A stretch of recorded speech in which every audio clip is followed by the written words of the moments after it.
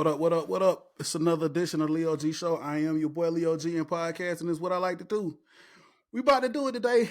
It's another edition. It's Friday. Having a good time. It's a little early, so we're gonna see how we're gonna make this work, man. Got a lot to talk about here. We're just gonna get right into it, man. I got my man that always hold me down out there on the east side, my man Derico. What's going on, my brother? What's going on, my brother Leo G in the house on a Friday?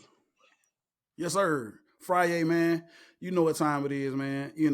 The week is over, man. We can finally let our hair down and just get ready for the weekend. Yeah, I know. Yeah, I know. I know my beard out. You know what I'm saying?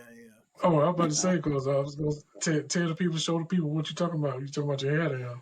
I want to see Yeah, this. man. Like I said, it's the beard or something. I don't know, man. But yeah, it's Friday, man. We having a good time, man. We're gonna record this show. It's a lot to talk about here, man. Just to get it all out there. And as we record, man, this is I guess St. Patty's Day weekend, man. So going into that, got a lot of stuff going on around the city, around the country for St. Patty's Day weekend. Hope everybody has a safe one and just enjoy themselves. I know Derico has some plans. Maybe he'll share them. Maybe he'll discuss them. Maybe he won't. I don't know.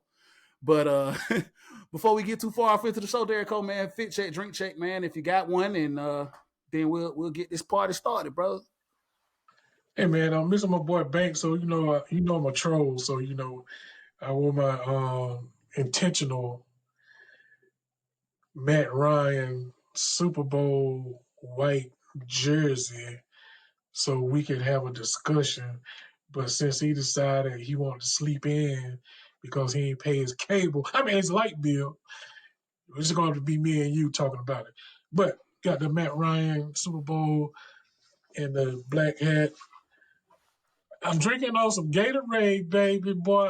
Some Gatorade, some red Gatorade. That's all I'm gonna drink today because I got to get on the road because, like you said, it's St. Patty's Day weekend. So I'm making my first trip down to Savannah for Patty's Day weekend.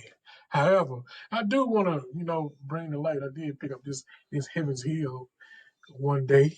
Um, so I hadn't had it before. It's a Heaven Hill Bottled and Bond 7-year-old bourbon. It's from Louisville, Kentucky, coming in at a cool 100 proof. So, one day I'm a pop it. Probably one of them spring days, but that's what I'm working with today.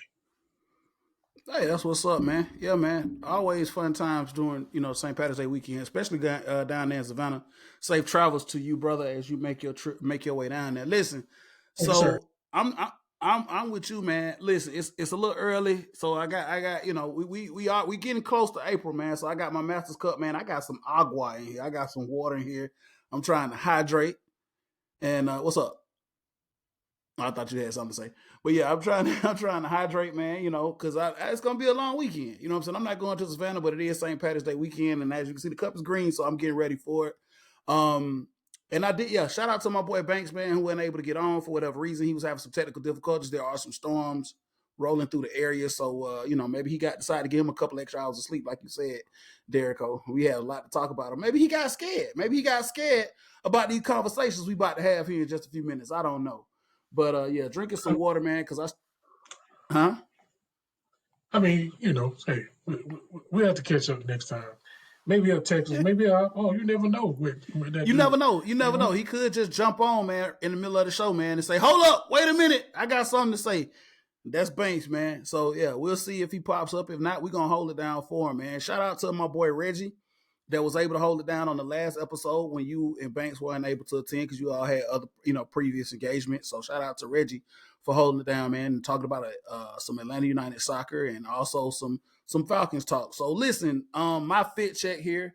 I got on a little, coach's swag if you can see it, like the ATL swag, the little pullover shell, the all the Don hat with all the logos on it.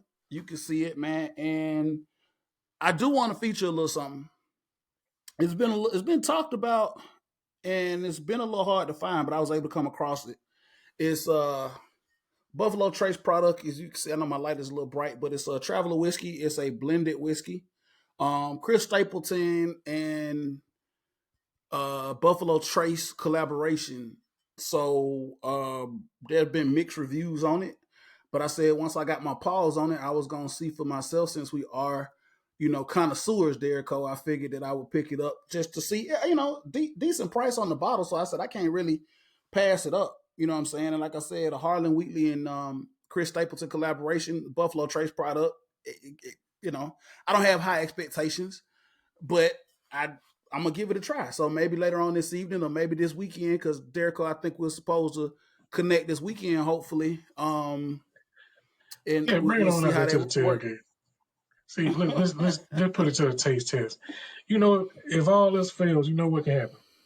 It becomes a great, Absolutely, great, great cocktail. You absolutely. become good old fashioned with it. Well, it's not technically a bourbon, but yeah, I mean, I guess we can make an old fashioned with it. You know what I'm saying? So we'll throw it back. Shout out to the plug for holding it down. Obviously, I did go over there today too, Derico. You had something on your grocery list. Picked it up for you, so I think you'll be pleasantly Yes, surprised yes. with that. And I Thank you, also sir. picked up a little something that I'll feature on the next episode if we can. So, and we'll definitely come back and we'll let you know how that works. Once you pop that Heaven Hill, whenever you do, then we'll talk about that and we'll see how that rolls. But today, Hey, we're not, you know me. It might be in the travel bag this weekend. You never hey, know. hey, you never know. We'll see. We'll see. Like I said, so the event that we speak of here, Atlanta United will take on um that team down there in Central Florida. Oh, Yeah, to that team. Orlando. Yeah. that team down there, that team down there in Central Florida is coming up on St. Patty's Day on Sunday to take on Atlanta United here. As we came off of a big win, 4-1 against the New England Revolution. Derico, before we actually get into the meat of the show, man, I don't know if you got a chance to actually see it. I know you probably heard the highlights, and I know you heard me talking about it and raving about it. Hat trick by Yakimakis. Hey man, Yes. look, we get back on the Yes. winning train. Get back on the winning train after we went up to the ring ceremony in Columbus and took a L, and we come back for the home opener and open up a can up on New England. I mean, it's always nice to see our striker striking. You know what I'm saying? And it was some nice goals. And he had a penalty kick. So Almada yielded to him to have a penalty kick. So hey, that's how you show your teammates some love. You know what I'm saying? To get his foot on track, getting the ball in the back of the net, and then that's what ended up happening. You get a hat trick. Next one, But Galazzo, if I might say so myself. yeah, I would consider that a Galazzo, man. Left footed, kind of shot, very small window angle of opportunity to get that in, and he put that in. So yeah, I would definitely consider that a Galazzo. We talked about the departure of Joseph Martinez and who would be filling those shoes, because I mean, in the short span of the existence of Atlanta United, I mean, obviously one of the most prolific goal scorers in not only, not in the history of the franchise, but the history of the MLS, right? I mean, he was scoring goals at a just neck breaking pace. Obviously, was Golden Boot winner. Actually, had the MLS record for a year, most goals scored. It obviously was broken the next year by Carlos Vela out there in LA. But I mean, Joseph could very well end up being the all time MLS goal scorer. He's still playing right now. Shout out to Joseph up in Montreal right now. He's still doing his thing, but we didn't think we could find somebody to fill his shoes. But Yakamakis is that guy, man. He is physical and he likes to get the ball in the back of the net, man, like you just said. So Absolutely. looking for big things from him, man, and looking for more continuity and watching this team gel. A lot of new faces, as me and Reggie talked about on the last episode. So listen, Derico, a lot to talk about here today, a lot to kind of digest. As free agency has just started in the NFL, we have a big marquee name to talk about that our Atlanta Falcons just acquired. Are you ready to get into it, Derico?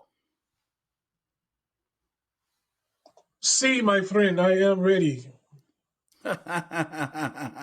We ready to get into it. All right. So if you've been living up under a rock and you didn't know this, man, NFL free agency tampering period began on this past Monday at 12 noon. Teams were able to reach out to the representatives of free agents, unrestricted free agents, to see if they can strike deals. And then on this past Wednesday at 4 o'clock, the actual free agent marketplace actually started, where teams could officially sign and announce said players. So, Derico, the big signing of, I think, free agency period. And in the NFL, I don't think it was just Atlanta. I think it's just NFL, the biggest signing period, because a lot of the talking heads and national media consider this man to be the number one free agent out there on the market. The Atlanta Falcons needed a quarterback. The new coach, Raheem Morris and Terry Fontenot, both were adamant about quarterback play and looking for someone that could come in and be the next quarterback of this team. They go out and they sign a one Kirk Cousins, who was a free agent. Kirk Cousins, who was formerly of the Minnesota Vikings, they signed him to a 4-year deal worth $180 million, 45 per year, roughly about 100 million guaranteed. Like I said, arguably the number one free agent out there on the market. The Falcons, they made it was very, very quick how this went, Derico. We knew tampering was going to start. I want to say, I don't even think we were 12, 15, and his agent had announced it and put it out to outlets that he was signing with the Falcons. Derico, when you got the news initially, before you got the terms of the deal, when you first heard of the news that the Falcons were signing Kirk Cousins, what were your thoughts on that, brother? I'm not gonna lie. I was like, okay. I was just like, okay. I kind of figured it was gonna happen, but until you see it happen, you be like, okay. And the first thing I said was, I need to see the numbers. That's the first thing I said when I saw his name pop up. I need to see the numbers. I'm not now. If you want Yeah, to ask me Kirk. another question, we can talk about that too. We'll talk about that here in just a minute. Kirk Cousins is arguably known. You could call this man Mr. Guaranteed, because every contract this man has signed since his rookie deal has been guaranteed for big, big bucks. But I think, Kirk Cousins is one of those names you talk about around the league. Highly respected quarterback. He's played with a couple of teams. Started out obviously with the Redskins. That situation was kind of crazy going back then. With him, RG3 coming in around the same time out there and they were the Redskins at that time, so I can say the Redskins, not the Commandos. So they were there at the same time. Then he moved on to Minnesota, and I think he played in Minnesota. It was like 7 or 8 years, if I'm not mistaken. I would have to go back and take a look at it, but he was there. Had 6 seasons in Minnesota. Okay, he played 6 seasons in Minnesota. Had some marginal. Some people would say marginal success while he was in Minnesota. Obviously, they did not get to a Super Bowl. He was able to, get a playoff win, but moving into the playoffs and postseason and trying to actually get the big prize in Minnesota, he was not able to accomplish. But from a stat standpoint, everything you want from a quarterback, it was there. He put up some good numbers, has been a good leader, and like I said, everything that you want in a quarterback or heard well respected around the league, he was one of those guys. I mean, there are several different categories you could put quarterbacks in that we talk about all the time, right, Derico? When we talk about quarterbacks, your elite quarterbacks, your great quarterbacks, your good, your mediocre, your whatever. Trash. I think trash. I That's it. think That's that it. trash. Us I as mean, fans we like not we, to we didn't call no names, so yeah, we can say trash. nah. Well, put like this here. Us as fans, we like to throw that word around, and we like to show our Trash. disappointment, and we like to label people as trash. But listen, there's no. I want to say this first and foremost, man. Making it to the NFL is not something to sneeze at, man. And by no form or fashion are we trying to quantify that somebody is a bum. But there's elite level talent in the NFL. There's good talent. There's great talent. There's mediocre talent, and then there's also people that actually they don't fit the bill. They don't produce, and there's really not a place for them, especially as a starter. But that's a whole nother conversation. We're talking about Kirk Cousins. Obviously, there's a place for him to be a starter with the with the Atlanta Falcons. So listen, Derico, I'll just tell you how I feel about it a little bit, man, as we move forward with the show. We knew we needed a quarterback. Raheem Morris and Terry Fontenot both had gave a list of the things that they're looking for when they for a new quarterback, and obviously he checked off every box. checked off every box. Raheem Morris was very, very adamant about an elite processor. I think it's safe to say that Kirk Cousins is. He's done this at a high level for quite a few years. I was able to watch the quarterback series on Netflix, and I was very, very impressed on how meticulous that he was as a professional and how he just carried himself throughout the season. That gave us great insight. If you hadn't watched that show, Derico, I don't know if you have or not, but if you hadn't watched it, I would say take a look at it. If you watched it, go back and watch it to get some more insight into Kirk Cousins, the person, the man, and how he was as a professional, how he is as a professional as a quarterback. Derico. Yeah, I haven't watched it yet. Somebody else mentioned it. So I may, on one of my slow days when they got nothing else on Netflix and chill with, I may just turn that on. I can't believe you said Netflix and chill with. But it is what it is. Yeah, I say, hey man, listen, go check that out if you haven't. I think that a lot of people would be surprised to see just the insight into Kirk and how he is as a professional and why a lot of people hold him in such high regards as a quarterback. Derico, I'm gonna just be honest with you, man. I'm just like you. I was not very impressed, but I think that we all kind of knew that this was coming down the pipe. We'll talk about some of the other options that were out there in a minute, Right. but I just felt that being the situation that we were in over the last couple of years and having such a, you know, Mediocre quarterback proven, room. well, yeah, mediocre quarterback room, but coming off the heels of having a dependable quarterback. Put like this here, I'm not going to use any other adjective about Matt Ryan because that's a whole nother conversation. But I'm gonna tell you, if I can say one thing, I think that everybody that's a fan of the Atlanta Falcons can agree on is that this man was a very dependable quarterback. That man missed few games due to injury. That man went out there, and I think he put his all out every time he laced them up. So we go from that to just kind of a carousel of stopgap, or what are we doing, or can we succeed with, first this was Marcus Mariota, then that doesn't work out, then we draft one said Desmond Ridder, and we'll talk about his situation in just a minute. That didn't work out. Desmond Ridder was named the starter last year, then he was benched, named the starter again when Taylor Heineke came into to play for us last year, then he was benched, then it was just a carousel. Obviously coach is fired, now we got Raheem in. How important now is it to have somebody like Kirk Cousins in that quarterback room, like you said, to kind of solidify things, man? Well, it would be a half glass, half empty right here on this one. Well, I'm gonna say it like this: until he get healthy, I just don't want to put nothing out there yet. He got to get healthy first. That's the first and foremost thing that he has to do is get healthy. You can't perform in the hot tub and the ice tub. You just can't. Can't do that in the training room. You just can't. So until he starts getting out there with his friends, not his friends, my bad, with his teammates and start throwing the ball, getting on the same page, getting some continuity, I'm going to reserve judgment. But if you want me to talk about the things in the past, yes, Kirk Cousins has been a dependable quarterback leader, um, accurate with the football. You know what I'm saying? That's one thing that I think what our coaching staff was really looking for, someone that was accurate with the football. And I think he can throw every route that's on the route tree. Um, yeah.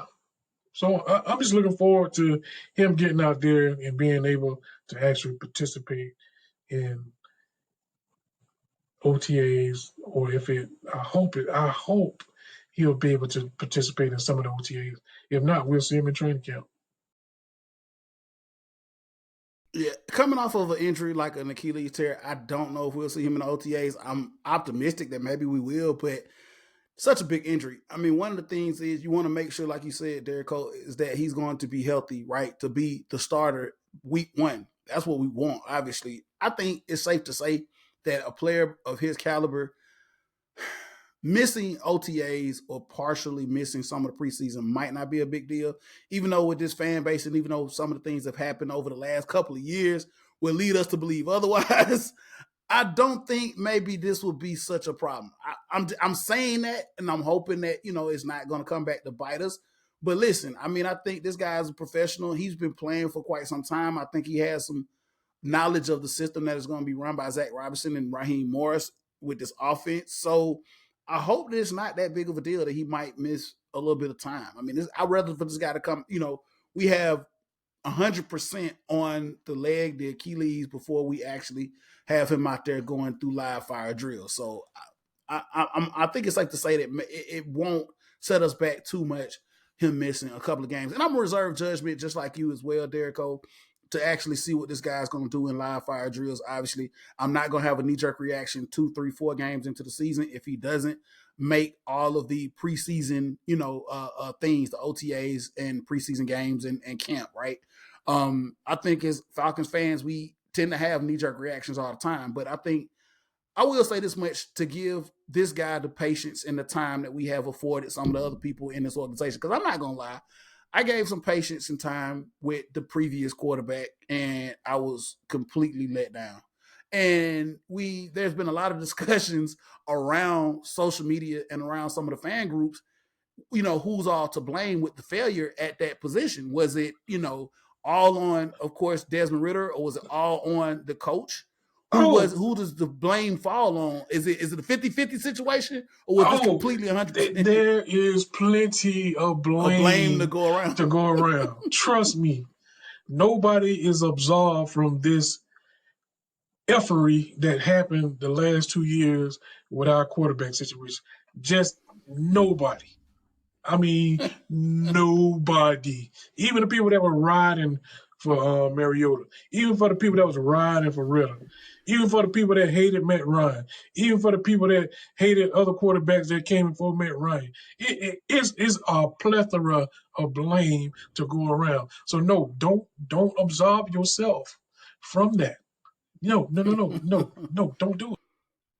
Yeah. So yeah, it's been a lot, man. And as a fan, I mean, yeah, we do fall. As fans, we want to see our team succeed. We want to see our teams successful. A lot of us fans put a lot of stock. We're invested. Obviously, you and I are both financially invested. So this is big for us. We want to see our team succeed. And a lot of times, we disagree in these relationships that we have with our teams. But then at the end of the day, when it's time to actually go out there and the season starts, we're all 100. I think that both of us have been, we have beat dead horses to death about how we feel, and then when we go into the stadium on opening weekend, we say, hey, you know what? Let's see how this all plays out. And unfortunately, this was a situation last year with Desmond Ridder that just didn't play out. And as I bring his name up, let's talk about him for just a minute and why exactly we're in this situation with Kirk Cousins. So Desmond Ridder, if you did not know, is no longer an Atlanta Falcon. Derico, he was traded to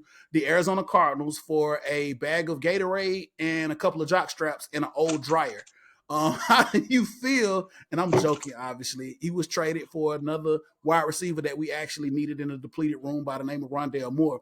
Derico, how did you feel about?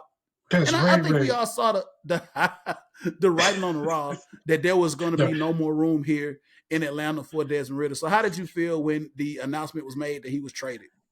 Well, first of all, I was surprised that he got traded, meaning that somebody else wanted him. I'm gonna be honest with you.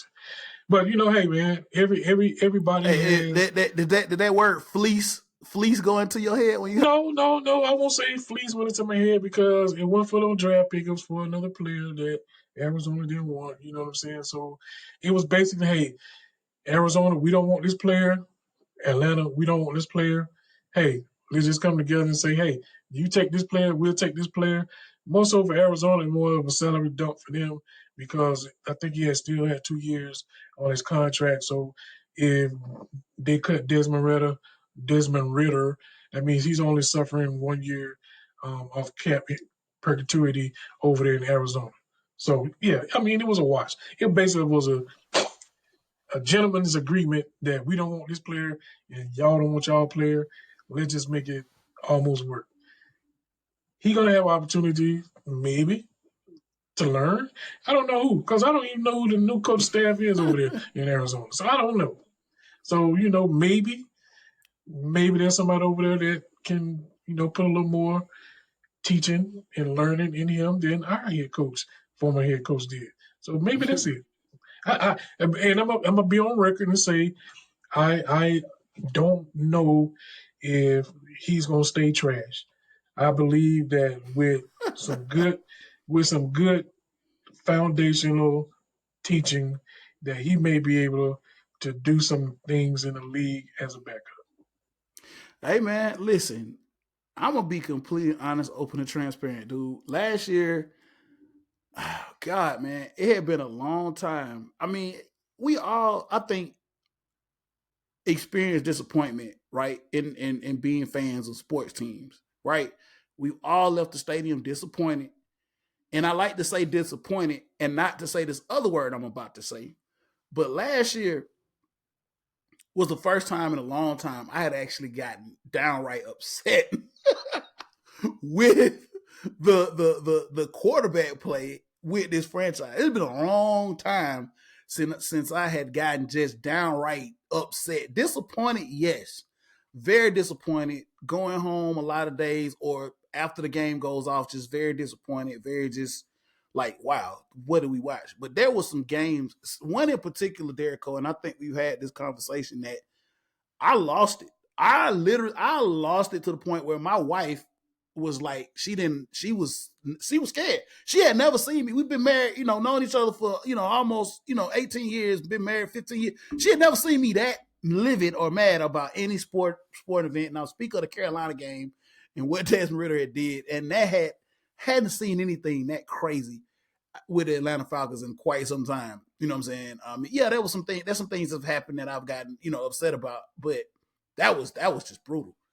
That was brutal. And at that point and at that juncture in my brain, I knew for a fact that had to be the end. And it was some more stuff leading up to that, but I knew that after that game and that debacle and that situation that happened in Carolina, that this is not going to be good. Somebody's going to go. So Obviously, the head. what situation are you talking about? Go ahead and give us a repeat, dog. What happened? I mean, you got if you gonna put You it want me to out there, relive this? You want me to yeah. relive this? I mean, you put it out there. I mean, you already brought it up, so I mean, that's reliving So it right there. I speak of the Carolina game. Obviously, late into the season, Atlanta is still in playoff contention. Carolina is a struggling. I think struggling isn't even a word. I can't even find the word. Carolina last year was garbage, trash. They were not good. They gave up all their draft picks and put all their stock into Bryce Young. They had a very, very horrible offensive line. They had only won one game the whole entire season going into this game against the Falcons. We had beat them in the dome in Mercedes-Benz week 1, but Carolina had struggled, and we go up to Carolina into a just soap game. That game it poured rain. What first place on the line? First place in the division was actually Okay. on the line that day as well. So I mean, it was pouring down rain. We knew it was going to be probably a rock fight because of the conditions and the weather. Atlanta kind of was in control of that game for 95 to 96% of the game. I mean, it wasn't pretty, but it looked like we were actually be able to squeak out a win. We in the fourth quarter, we're going down into single digits on the clock. We drive the ball into scoring position, and it's like, okay, you know what? If we are able to get some type of points out of this drive, we put this game away. We put it away. We go up to be number one in the division. We could possibly now solidify our playoff entrance, right? We can solidify this. But lo and behold, here we go. Desmond Ritter under center. We're in field goal range. We got the young Way Koo over there waiting to go out there and do his thing if we can't plant it into the end zone. I think it's second down. All we got to do is protect the ball, Derico, at this point. You know what I'm saying? I think Carolina chewing up timeouts, protect the ball, get these 3, and let's go home. In a rain-soaked game where people pay 25 cents to see. Right? So I sit here and I'm watching the game, and it's like 2nd and 10. We're in field goal range. Desmond Ritter takes a snap. There was pressure by Carolina. I remember this because it's a photographic. It's all coming back. Desmond Ritter takes the snap. He rolls out. There's pressure coming. He rolls out. He evades the pressure, Derico. Evades the pressure. Second down. Okay, dude, just run out of bounds. Do what you can to fight for another down. What does this man do? He looks downfield and sees 2 white jerseys and like 4 black jerseys and just chucks up a ball. Both the receivers that were in the vicinity of where he threw the ball were not expecting it because they were heavily covered, and it goes right basically into the hands of a Carolina defender. At that point, I lost it. I literally lost it. I almost tore up my home office. What are you doing? That cost us the game. Obviously, that cost us a playoff berth. And at that point, I knew that somebody or either both Arthur Oh, Smith and Desmond Ritter were not going to be in Falcons with the organization the next year. absolutely put the nail in those two coffins. And it was one nail too. It didn't have to be 4, 5, 6, 7, 8, 9, 10. It was one. They threw them in the same box It's and in the just same box, dog. Hey, here y'all go ride out together. I don't I'm know. First of all, you know we don't talked about this, but I'm just gonna say this again so I can get it out of my face and off my chest since we bringing up old feelings. It should have never been a play call. Never, never. You can't put the game on the line when you know this dude is a turnover machine in the red zone. That's all I'm saying. I mean, this dude turnover. I want to say, don't quote me on this, but I want to say it was double digit turnovers in the red zone. I want to say it's like 12 or 13, something like crazy like that. Um, it was crazy. I mean, yeah, young quarterbacks gonna make they're gonna make mistakes and turnovers happen. You play the game long enough, we know this. But at the same time, this was a reoccurring theme. This was something that we could not get away from. And you cannot win football games when you turn over the ball when you have a chance to get points. That's just you don't do that. That goes all the way back to playing as a kid. Like, yo, don't turn the ball over, minimize the turnovers, and that's one thing that you don't have to worry about when it's when you're trying to win games. That's like the one-on-one part of football that they stress, especially to the quarterback, is you got to protect the football, man. You just got to protect the football. There's just no way around it. We all know if you played or didn't play, that turnover margins generally dictate the outcome of the game, unless you just got lucky as heck that day.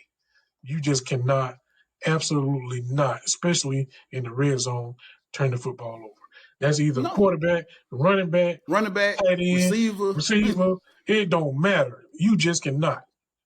No, no, no. And hey, it. I think with the number of turnovers and points that we conceded, I mean, let's be real. I mean, I say that yeah, it's nothing certain, right? Unless you punch it across the goal line. But we have a pretty good kicker. I think it's like to say we have a pretty good kicker, and can anything inside of 40 yards or 30 yards, he's pretty much automatic. So we lost a lot of games because we gave up points when we should have. We were in the red zone, we gave up turnovers, and we should have gotten points, come away with points. Like, it's not all on Ritter, obviously not.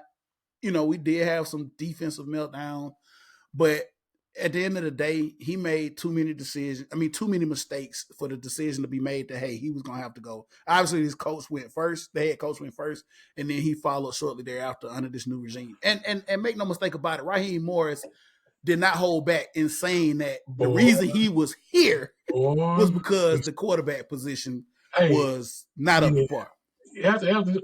After he said that, well, first of all, after Blank said it, then after Raheem said it, I was like, ain't no way this dude can stay on this football team. No. If you ain't did nothing else, you done broke that little boy spirit. I I mean, mean, he's a professional, so he'll get over it. I mean, he's still. I don't have no. I'm not crying for him. He's still a professional. He in Arizona. He gonna get a check. So I'm just saying, dog. Like, I'm not worried about that part. I'm just saying, just to hear that coming from your incoming coach and your owner, the reason why we was trashed last year because we had two quarterbacks that couldn't get us over the hump. no, Period. couldn't. And the fact that the head coach last year actually his vote of confidence was with that quarterback, and he basically put his job security in the hands of that young man. The honest truth. That's his Yeah, job security was in that man's that, that's hands, and that's a that's narcissistic behavior.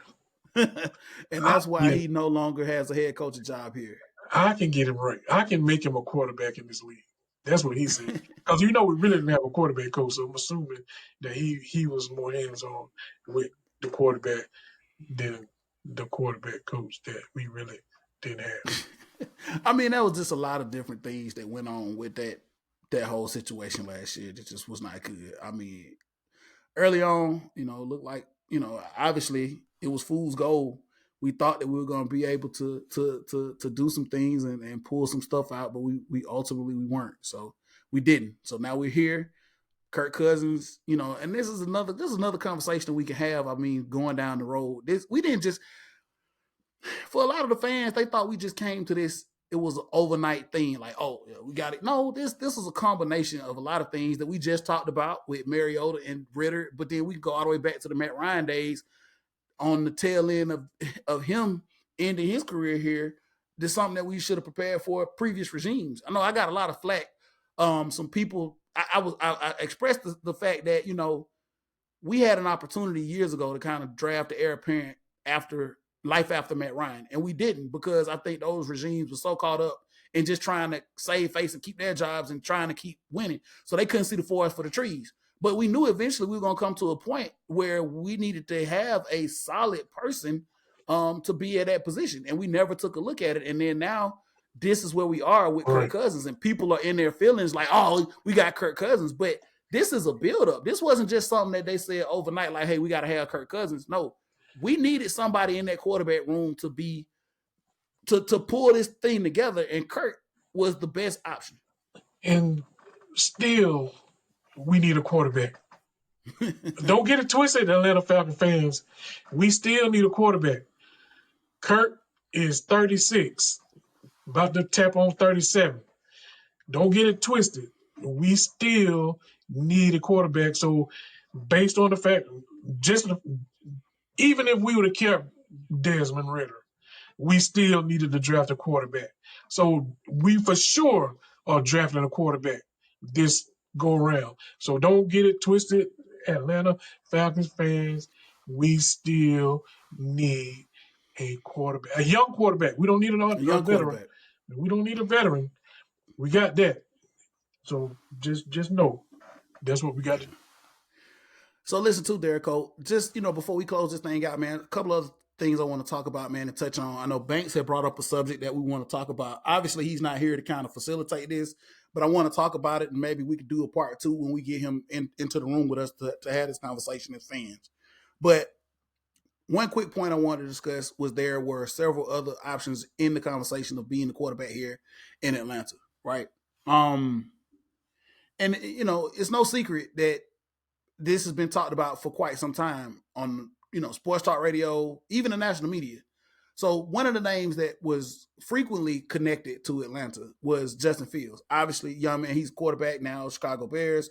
He's from Atlanta, but Chicago ended up with the number 1 pick this year in the draft via Carolina, and there's been a lot of talk and speculation that they're going to take another quarterback and move on in another direction from Justin Fields, right? So, hey, where's Justin going? Where's Justin going? They can't have 2 quarterbacks. They're gonna pick up Caleb Williams. So where's Justin gonna be? Where's Justin gonna be? Where's Justin gonna be? He's gonna get traded. He's gonna get traded. He's gonna get traded. Atlanta is the prime place for him to come to, right? Falcons, they ain't got no choice. I mean, technically, they could have kept the quarterback. They could keep him. I mean, he's still on his rookie contract. I'm gonna get to that here in just a minute. But Justin Fields' name came up over and over and over again with being connected to here, and I think it got to the point where I don't know, like fans just actually, and I'm gonna kick this over to you, Derek. I think fans just actually believed that this was gonna happen. They just knew, and it picked up. It somehow this spread like wildfire. Like this is gonna happen. This is here. Justin is we're gonna trade for Justin. He's gonna be the quarterback here. He's young. He's athletic. He's from here. Let's get him. Side note, I want to say a little something about Kirk before I get to you, Derico. And I didn't know this, but I saw this in the press conference. The infamous press conference now that's been taken down because that's a whole nother issue that we'll talk about here in just a second if we got some time. But Kirk Cousins is very, very familiar with the city. Kirk Cousins' wife is from the Metro Atlanta area. He spent 6 off seasons here. Very familiar with the Falcons organization. from afar. Obviously, he played for Minnesota, but he's lived here in the off season. His wife went to the University of Georgia. One of his kids was born here in Atlanta. Um, Fun facts: father-in-law, big Falcons fan. So he understands the dynamic about this city that I think a lot of other people that aren't from here or would have come here do not understand about the culture and fan base here in Atlanta. So, but I digress. Back to Justin Fields, Derico. Why was the fan base so enamored with this Justin Fields situation, and that it was just such a lot that he was actually going to be the next quarterback, or number one in consideration to come here, dude? What's up? I mean, I can't. You know how I roll. I can't speak for other people. You know what I'm saying? But I can just say this. At the time, this probably goes back to what we were just talking about when we didn't have a quarterback playing and that particular quarterback was available. And folks have seen him play. Some people see certain things, some people see other things. Maybe it's just the fact that, hey, people's like, okay, we done tried this, we done tried that.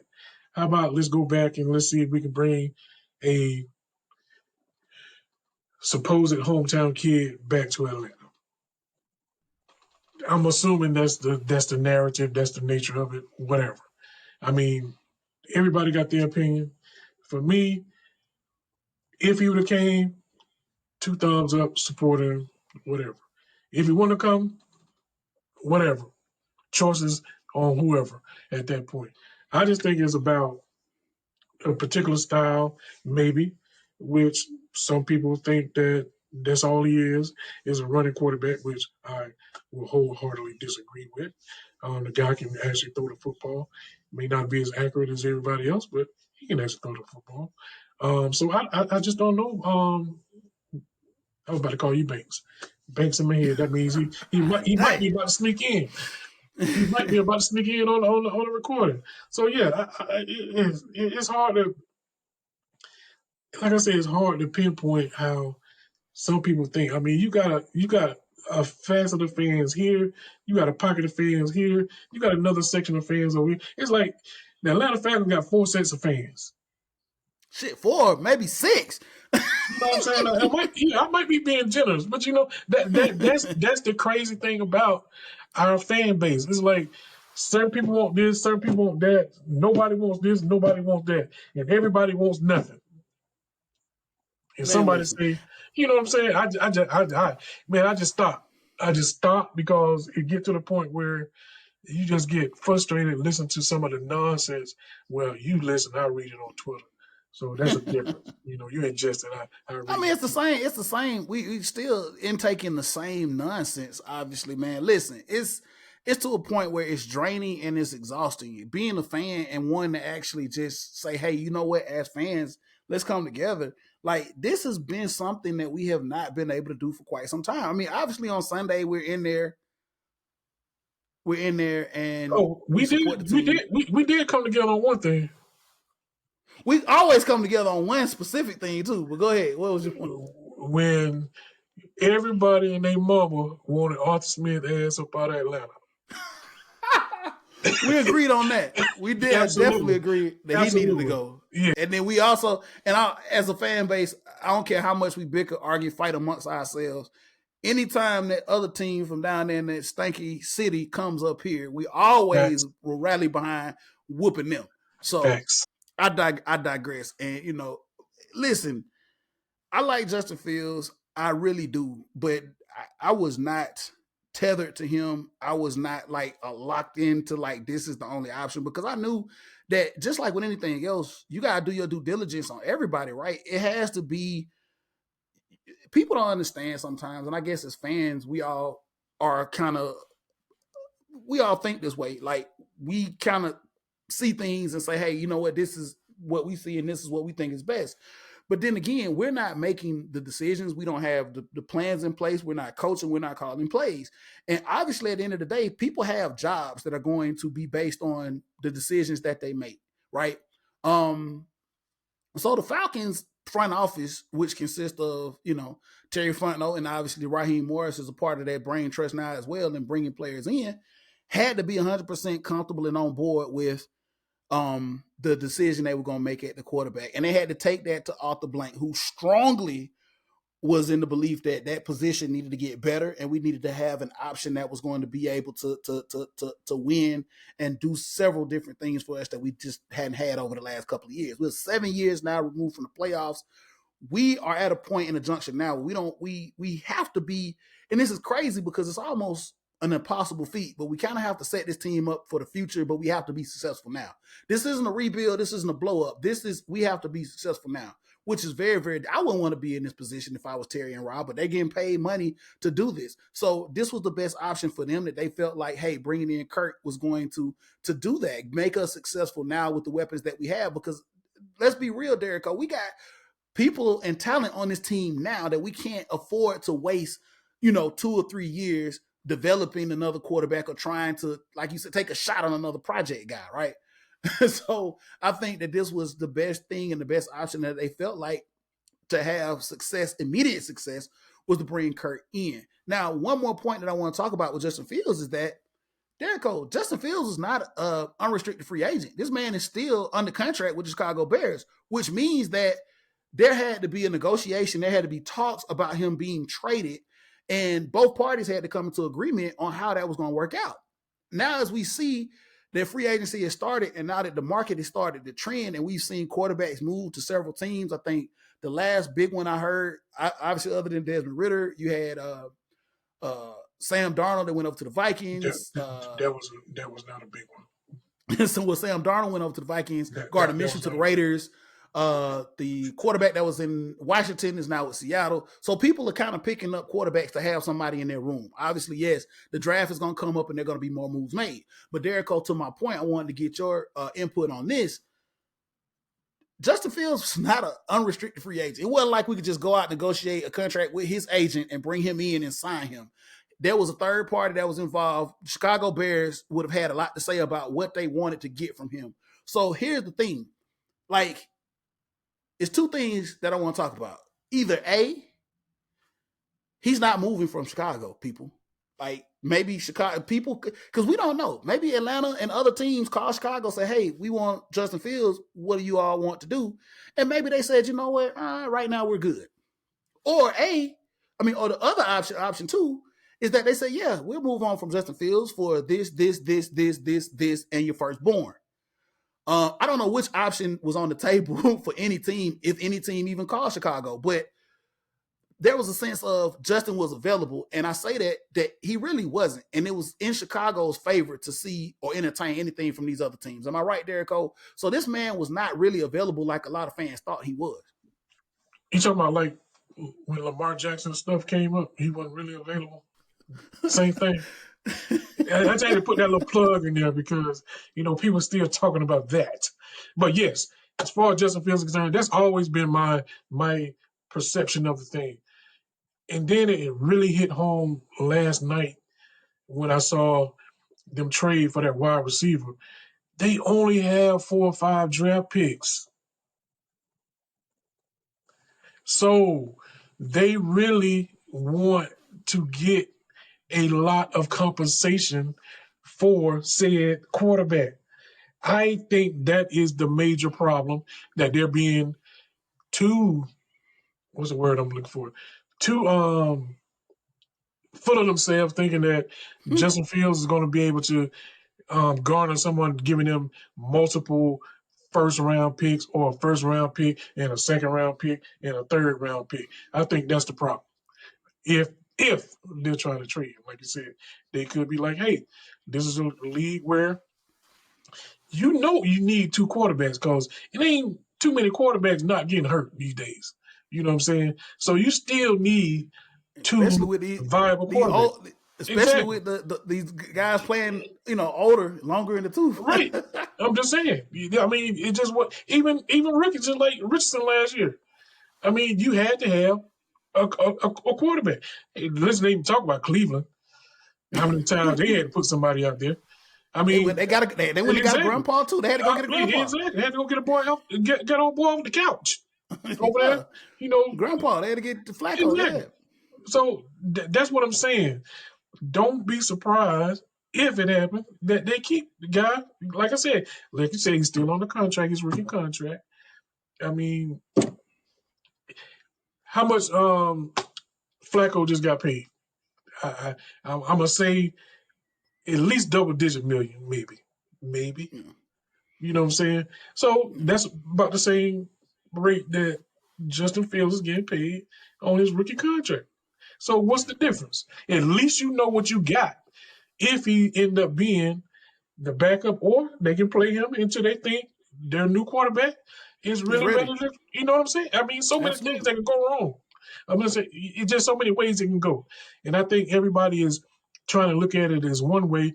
And for the people, this is for the people that are automatically assuming that nobody wants Justin Fields. That's what you want to be the case. We just laid out a whole different plethora of scenarios that could be the case. So don't just think the one little scenario and think that's the only way that is going. Absolutely, absolutely. Like I said, I mean, you got to start putting everything together and not just having these knee jerk reactions, right? And saying, "Oh, this is the case." Oh, no, no, no, no, no, no. There's obviously a lot of different things and a lot of different moving components. Everything is fluid in the NFL, all right? I mean, you got to be very, very, very, very quick. This is a business. Everybody's setting themselves up and putting themselves in the best position to win. And as fans, yeah, we can talk about it, but we can't. I know it's a lot of emotions, a lot of emotions and a lot of feelings sometimes, but kind of remove them a little bit when you start looking at business decisions. Because when you put your feelings and emotions into business decisions, that's not really sometimes the best thing to do, right? And that's why people get paid to do these things for these organizations because they're able to make these decisions. From a transparent place where they can say, "Hey, this is the best business decision," as opposed to with their with emotions or feelings. But Thank you, listen, Derek, thank you, Arthur Blank, for realizing after several times that you open your mouth about feelings and not business with that phrase "Falcons for life." Thank you. man, listen, I haven't heard hey, that in a hot minute. Thank you, sir, for learning that. absolutely, man. Absolutely. Listen, Derico, we could continue to go on and on and on about this, man, but we're at the mark. Unfortunately, our buddy Banks didn't join us, but look, we'll try to we'll get him back in on the next episode so we can continue to talk about and have this conversation as we move forward into the draft. Because like there are some things we want to talk about. We want to talk about the draft now and the options that the Falcons. This opens up a lot for the Falcons now by drafting Kirk Cousins. Like and also solidifying the wide receiver room. I know a lot of people. That's another conversation. Oh, we got a bunch of dudes. You gotta fill out a roster first, right?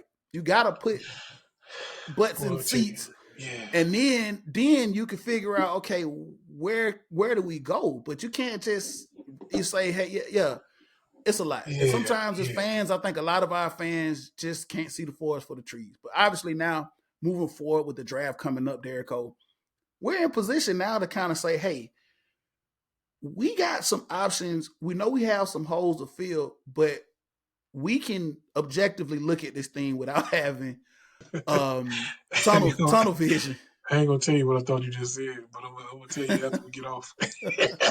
Objectively and not have tunnel vision, right? And just looking at one thing. Because we know where we were drafting was not ideal to get one of the big names at quarterback. We just knew that at number 8 with just the top quarterbacks coming out. Unless you wanted to take a flyer and just say, you know what, bump it, we're gonna grab somebody too prematurely. Because this it's another thing. Let's be real. First round quarterbacks that are drafted, man, the percentage rates on them being successful are very, very, very, very low. So that's another thing that you got to take into consideration. There's a lot of stuff that you got to take into consideration when you draft a young quarterback. And I don't think that, everybody says, well, CJ Stroud. Okay, CJ Stroud. Look at Bryce Young. Look at some of the other quarterbacks that have been drafted high and Right. look at what they're doing. Sometimes, and I just told you that the Falcons are in a situation now where they need to be relevant and successful now and still build for the future. So I think we're in a good spot. Yeah. I'm gonna say this, and like I said, we're gonna move on. They know, meaning Raheem and Terry Fontenot know that, like you said earlier, this ain't a rebuild. This ain't a develop somebody. No, we got to WINNOW. And for y'all that can't spell, win now. That's what we got to do. Yeah. We can't sit and wait for another 10 years. We got an owner that's in his 80s. We got a fan base, people that have been doing this for years, like you and myself. Man, we want to go to the parade on Peachtree. I don't want somebody pushing me on Peachtree in the wheelchair, man. I want to go walk upright and throw beers to the players on the bus. Now, I will say now, if I'm still able, I'll take the pushing. As long as I'm there. Yeah, I'll take the pushing too. I really Yeah. will, man. But I want to see this, man, before my child actually graduates from college or something. I don't know. We'll see. Only time will tell. I don't have a crystal ball. If I did, man, I would have hit the Powerball a long time ago. But we'll see how this thing shakes out. Derico, as we close this thing out, let the people know where they can find you at, man. Hey man, you can find me on the Twitter at VSU96SDD. You can find me on the Facebook, Stacy D. Derico. Or you can find me on IG at Derico_Virgo. And Snapchat, I keep forgetting what my Snapchat is. It's something. I think it's DJK06. DJ Yeah, Karo 6. I Okay, think that's on what it is. Snapchat, Yeah, man. yeah. Listen, man. Listen, shout out to our boy Banks, man. You can catch him on all his social media platforms. I'm not gonna sit up. I'm not his social media assistant, so I don't know him. I'm not gonna even sit up here and lie. But you can catch me on social media, man, on Twitter, Southern Set. That's with 2 T's. You can also catch the show, the Leo G Show, the #1. If we hadn't reached out and interacted with some people that have interacted on social media with the show, we apologize. We're trying to get better moving forward. We're interacting with our fans, and it's just been a process for me, man. I'm not the most, I try to stay in there, man, but I got other things I got to do. I can't just be all in like that. But we'll try to see if we can get some social media management or something to kind of get back at these people that have sent us stuff on social media, man. Always check out, and if you're still over there on Facebook or Meta, whatever it's called these days, we do have a page over there. It's the Leo G Show. So moving forward, man, we're looking at possibly some rebranding and looking at possibly doing some things different with the show. So stay tuned for that. But we're gonna continue to do it as long as we can, man, because we like doing this from a fan's perspective and just having an open conversation to talk about some of these things that are already being talked about around barbershops and everywhere else. And we know there are a lot of different platforms and a lot of different fans and people doing this, man. But we appreciate everybody that takes the time out to listen to us and our conversation about the Atlanta teams that we love so much.